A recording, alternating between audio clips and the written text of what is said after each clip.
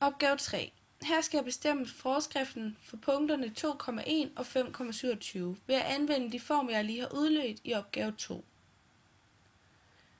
Formlen for a, den var som sagt, a er lige med x2 minus x1 rod opløftet i y2 divideret med y1. Derfor har jeg sat mine x og y-værdier ind i formlen, så der kommer til at stå a er lige med 5 minus 2 rod opløftet i 27 divideret med 2.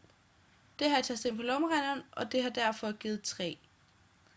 Formlen for b, den var som sagt, b er lige med y1 divideret med a opløftet i x1.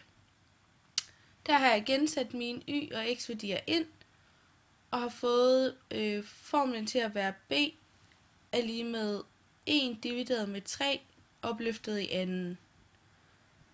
Der har jeg igen tastet det ind på min lommeregner og fået resultatet b er lige med 0,111.